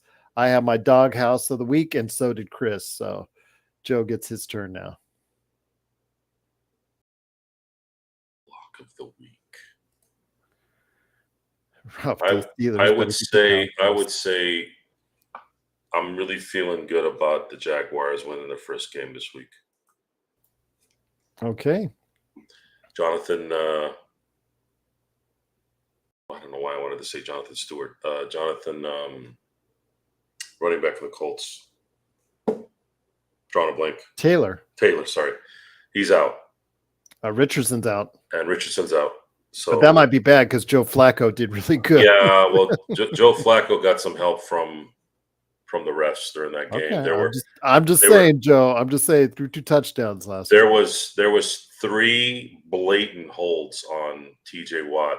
I mean, blatant holds on 3 drives, and I was just like, the NFL does not want TJ Watt to dominate the NFL. I don't know why, but it doesn't look like they want him to dominate. It's very sad. As bad as the Lakers are, I think the NFL and how they run their league is even worse. But the lock this week is the Jaguars. Okay. That's the one I feel pretty comfortable with.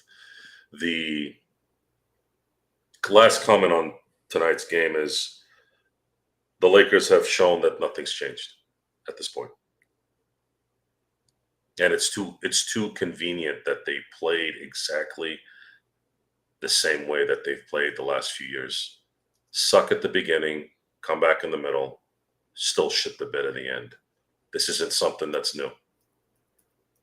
It's there whether LeBron or AD is playing, whether they're not playing, whether it connects on a team or not, whether JHS is healthy or not, whether Cam Reddish is not, which, by the way, I don't know what the hell he's doing not playing. What did he do this summer to not play? Whether Max Christie is going to play minutes or not, whether Rui's improved, whether Reeves is improved, whether he will improve, whether D'Lo will hit a shot. Nothing has changed, folks, after tonight. It looks exactly the same. So until things change on the court, I'm going to assume that the Lakers will be exactly who they are because leadership has already cemented and stamped that they don't give a shit about winning. And I will say this to every single one on that team. I never played in the NBA.